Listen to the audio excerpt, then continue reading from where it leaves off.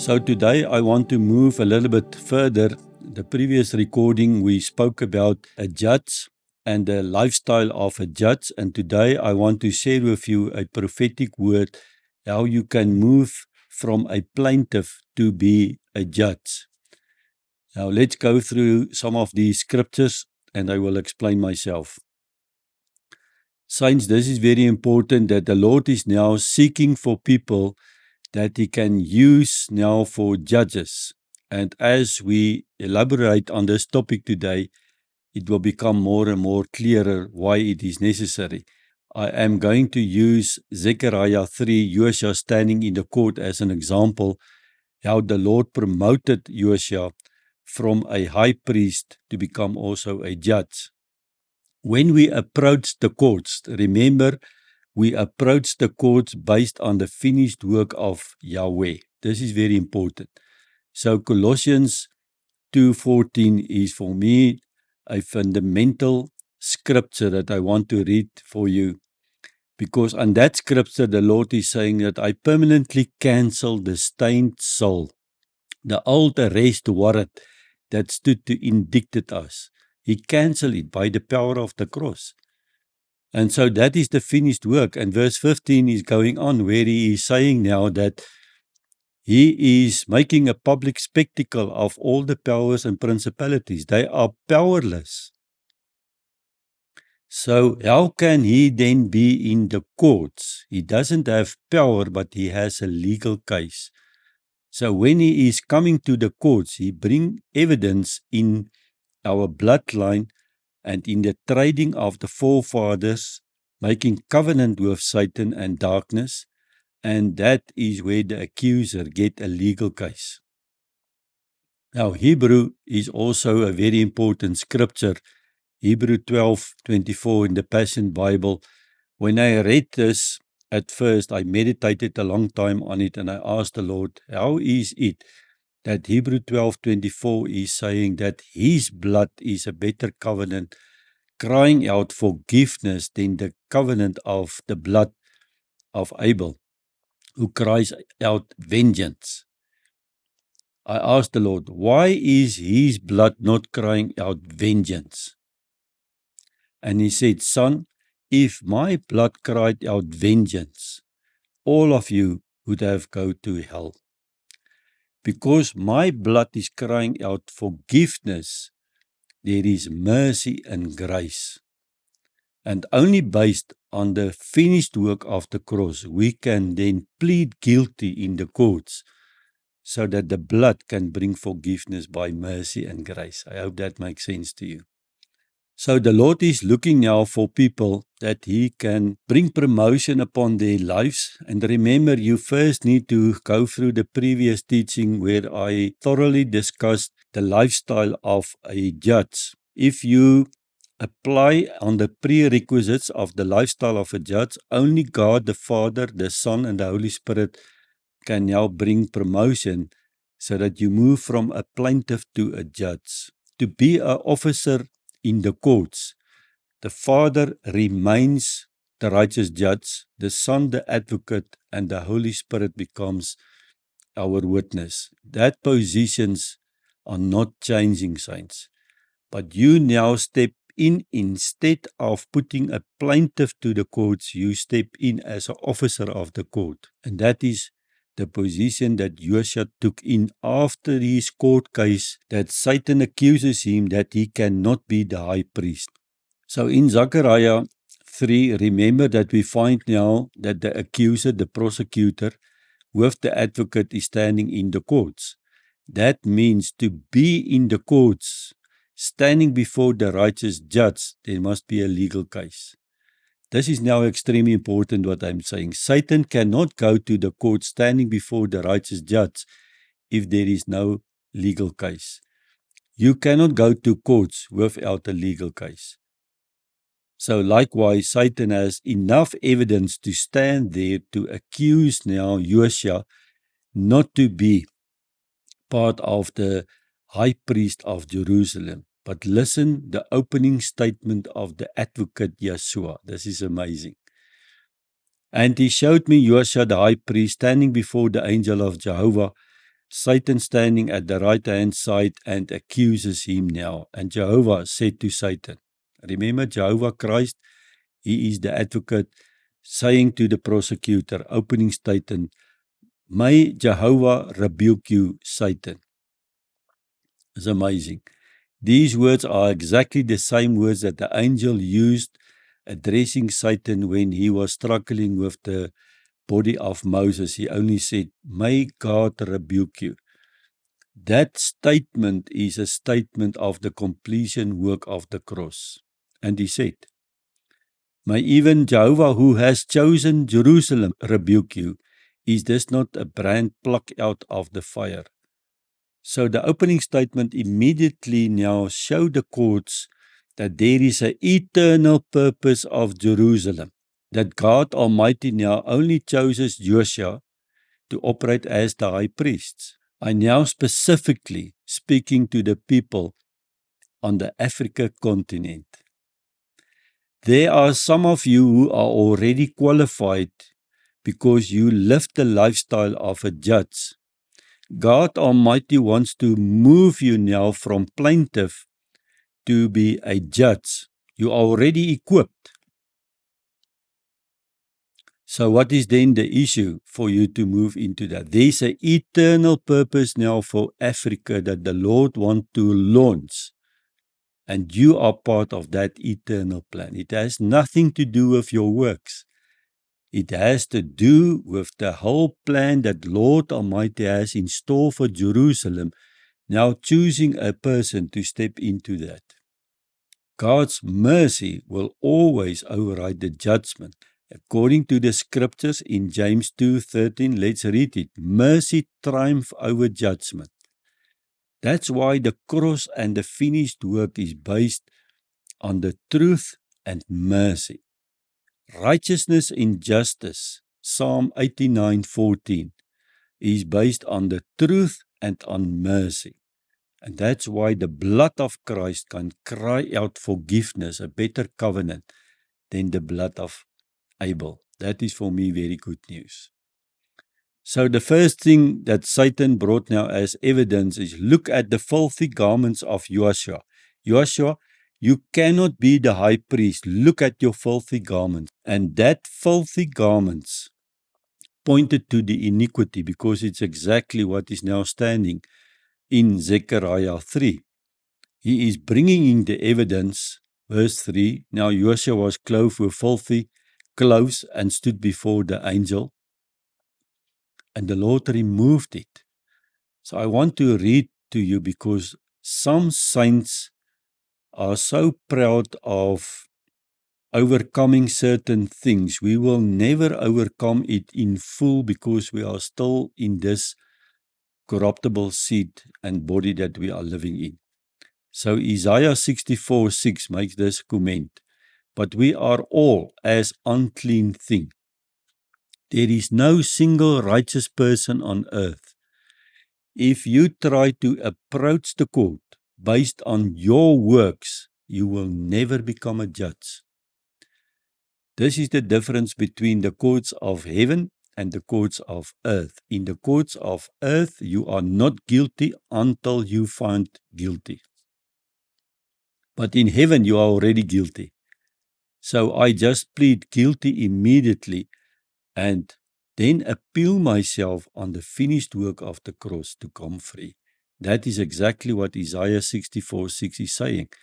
But we are all as unclean thing, and all our righteousness are as filthy rags, and we all do fade as the leaf, and our iniquities like the wind have taken us away.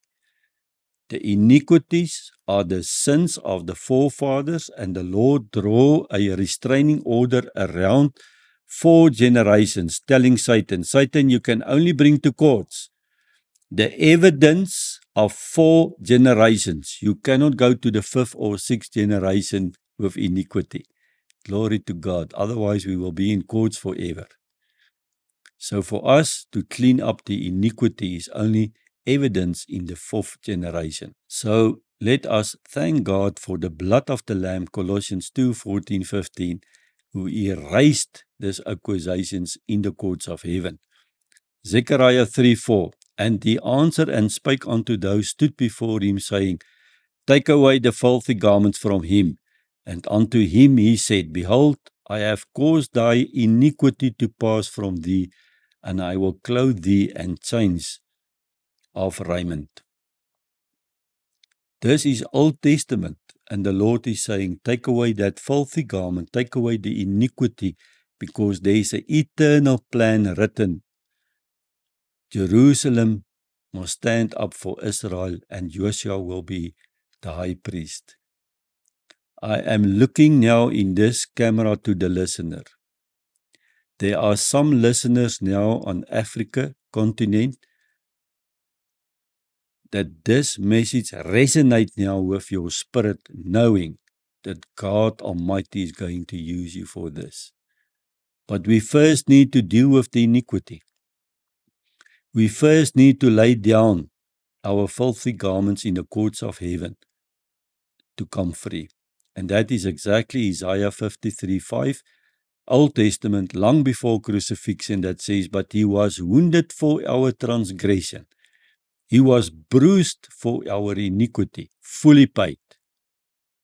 The chastisement of our peace was upon him, and with his stripes we are healed. Past tense ED. I think this settled the matter, where the judge is now listening to the attorney and to set us free. So here the advocate Yeshua is standing in the courts based on the Old Testament scripture Isaiah 53:5, taking away the iniquity. He was bruised for our iniquity. And only based on those scriptures, the advocate is asking now the righteous judge, based on the eternal plan, to take away the iniquity.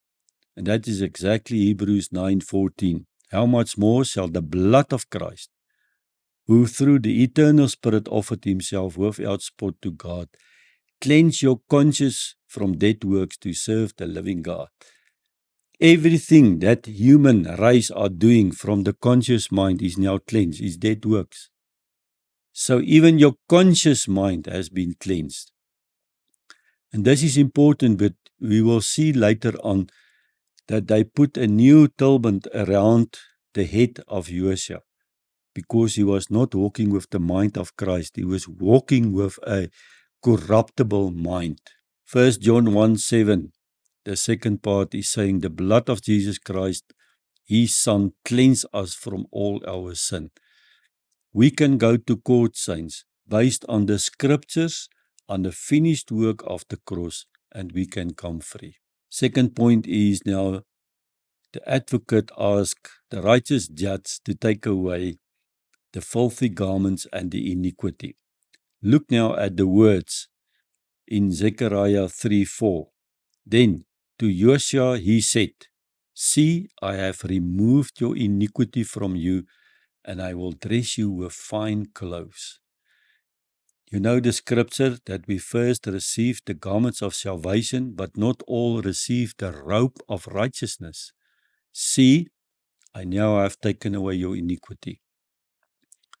I'm speaking to the spiritual leaders in Africa. See, the blood of Christ has taken away your iniquity. Go to the courts, settle the matter, so that the Lord Almighty can bring promotion now to the spiritual leaders. There is much work to be done, and over time I'm going to release this message in future to you. Zechariah 3:5 is now about the tulband, and Satan was also accusing Joshua of the corruptible mind. So here we find it that Christ is saying, put a new tulband around his head to cleanse his mind. Let's read it. Zechariah 3:5 in the Living Version, TLV. Then I said, place a clean turban on his head. So they put a pure turban on his head and clothed him with the garment, while the angel of Adonai stood by. For me, it's very good news. Many years ago, when I went through the scriptures and we realized that we will judge the angels on earth, I asked the Lord, how are we going to judge the earth and angels? It was amazing, saints. The Lord immediately replied, with the mind of Christ. And that we find in 1 Corinthians 2:16. But we have the mind of Christ. The moment you make it unto salvation, your spirit man is equally to the Holy Spirit. And now you're supposed to operate with the mind of Christ. And the human brain is now becoming the student, not otherwise around. Now it's time for promotion. So in verse 7, carefully see how Joshua entered the courts as a plaintiff, and he received now judgment based on the finished work. God Almighty is presenting it to the righteous judge, and he is leaving out not only as the high priest of Jerusalem, but also to be a judge. So let's read. Zechariah 3:7 in the ASV version. Thus says Jehovah of hosts, if you will walk in my ways, and if thou will keep my charge. This is the restraining order. Not everybody will be a judge. You have to prove to Yahweh, not to man. Nobody can promote you to be a judge. No man. You cannot decide, okay, I think I need to be a judge. No. This is the work of the Father, the Son, and the Holy Spirit, based on the lifestyle. There is a restraining order, and it says, if you walk in my ways, then you shall judge my house. It means, saints, that we can lose the position of a judge if you do not walk in his ways. And you shall keep my courts, and I will give thee a place of access among these that stand by. To know the Lord's ways is to know his thoughts, because his thoughts are not our thoughts. Isaiah 55:8. For my thoughts are not your thoughts, says the Lord, nor are your ways my ways, says the Lord. For as the heavens are higher than earth, so are my ways higher than your ways, and my thoughts than your thoughts. The states that we are currently in, there may be many confusion for those who do not understand the ways of the Lord, but for us understanding his thoughts, his ways, we know there is a massive wind of changing, and we need to lean into that wind of changing, to trust the Lord, to take us to the other side, to places where we have never been before. I am convinced that we as a nation have never been before the place where God wants to take us. I'm speaking about the nations of Africa, including all the countries of the Africa continent and in the globe. God Almighty is going to establish his courts now on earth. I want to close to make sure that we understand that Satan accuses now and try to hinder the eternal plan of God Almighty to appoint Joshua as the high priest of Jerusalem. God Almighty used now this court case to bring promotion to Joshua, to take away all the acquisitions based on the finished work of the cross, so that there can be promotion for Joshua. He moved now from plaintiff into be a judge if you walk in my ways. Saints, in the time when I was preparing this message, exactly on that time I was reading Deuteronomy 16, and I want to read it in the Message Bible, where Moses was organizing Israel and he appointed judges. This is not a new concept in the Bible. The Bible are full of evidence where the Lord appointed his judges to bring cases into the courts on earth. Verse 18 to 19. Appoint judges and officers, organized by tribes in all the towns of God your God is giving you. They are to judge the people fairly and honestly. Don't twist the law. Here are the prerequisites of a judge. You cannot judge by emotions. There are too many people that get so emotional about issues that they will never become judges. It says, don't twist the law. You cannot find a bribe. You cannot be part of your emotions in a judge. Don't play favoritism. Don't take a bribe, it says. A bribe blinds even a wise person. It undermines the intention of the best of people. It cannot be clearer for us what the Lord ordained Moses when he needs to appoint judges. In conclusion, saints, verse 9 is for me now where everything comes to a conclusion. Let's look at Zechariah 3 verse 9 in the TLV version. For behold, the stone I have laid before Joshua as one stone with 7 facets. On it I will engrave an inscription, declares Adonai Tzavot, that now I will remove the iniquity of the land in one day. I strongly sense the Lord sent us now to Africa on a mission to get rid of the iniquity on the land. When I read this, I understand what the Lord is busy doing. This is a message for Zanzibar. It is a message for Kenya, Tanzania. It is a message for Zambia, for Nigeria.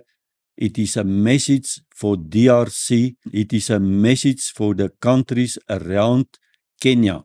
The Lord Almighty wants to deal with the iniquity of the land, and it will happen in one day. Do you know how it's going to happen? He is looking for people to take away your iniquity, to bring you to promotion, to set you up as judges. Glory to God. Do you know how He will use us as judges? Can I just share a few points with you? To issue a divine restraining order from the courts in heaven. He is using you to issue the restraining order, to declare it over the island of Zanzibar, to declare it over Kenya, to declare it over the Lake Victoria, to protect the people who are under serious demonic attack. We now need to stand up in the authority given to us to make sure that we seriously protect the people that are under attack. Issuing divine restraining orders against demonic entities and humans with diabolic means very bad, disgraceful, unpleasant, something who is extremely evil, cruel, or wicked agendas. Can I just read it again? It is now to protect the people against human and demonic diabolic. Diabolic means disgraceful, bad, or unpleasant. Someone who is extremely evil, cruel, or wicked agendas. That is now happening, and I experience it in this ministry. If you do not do this, they would be destroyed before they got their act together. Or they destroyed to go into their God-given calling and destiny. I call it destiny stealers. So I hope that you take this message very seriously up. Deuteronomy 17 in the Message, verse 8. When matters of justice come up that are too much for you, hard cases regarding homicides, legal disputes and fights, take them up to the central place of worship that God your God has destined. Bring them to the Levitical priests and judges. There are cases now that the Lord wants to bring on earth, representing in the courts of heaven, so that you can make that final verdict. Consult them, and they will hand down the decision for you. This is now for me very crucial. Verse 10 to 13. Then carry out their verdict at the place designated by God your God. Do what they tell you in exactly the way they tell you. In other words, when a judge has a verdict, the people needs to do exactly what you are telling them to do. Follow their instruction precisely. Don't leave out anything. Don't add anything. Anyone who presumes to override or twist the decision handed down by the priests or the judges who was acting in the presence of God, your God, is as good as dead. When people neglect to try to override or to overrule what the judge already spoken, his verdict is as good as dead. Root them out, rid Israel of the evil. Everyone will take notice and be impressed. That will put an end to the presumptuous behavior. So I hope this makes sense to you, as this is a learning curve for me. It is a total new wine going into new wineskin, and I am convinced, saints, this is what is now on the agenda of the Lord for this new season that is coming. Can I just make a point again? Nobody can appoint you as a judge. You cannot make a decision by yourself to become a judge. A judge must prove to the righteous judge, the Father, through the Son, that you live a lifestyle of a judge. You have to listen to the previous recording in this regard. Only then God Almighty will do His appointments. It is like a mantle and anointing. Nobody can appoint me and anoint me. Nobody can vote for me. I am appointed and anointed, whether you like it or not, in this position. He put me in this leadership position, and He will be the judge. Let no man judge, but let God Almighty be the judge. I know it sounds strange to you, but there are too many people speaking against the leaders in the church of God. God is the judge. He put that leader, and if that leader went astray, God Almighty will deal with him. That does not mean that we are not out there to help one another and to be accountable to one another. But the position to become a judge cannot be judged by any person. So I want to encourage you now to take this message to the Holy Spirit. If the Holy Spirit speaks to you in this regard, and I know He already spoke to people, and it is for you, bring it before the Lord, and He will give you guidance. In the next recording, I want to close this series now regarding the judges, about the power of a judge. When you say certain things, God Almighty, even the heavens cannot overrule it. That's why it is so important that you become very equipped and cleared to operate with the mind of Christ, to know His ways. Because when Elijah, the Tusbet, spoke words, there will be no rain for 3 years, the heavens even obey and shut it up. So when a judge put a verdict in place, you must become and make sure that verdict is in line with heavens. We as judges will have power, and I will elaborate on that in the next recording. Stay blessed in Jesus' name. Amen.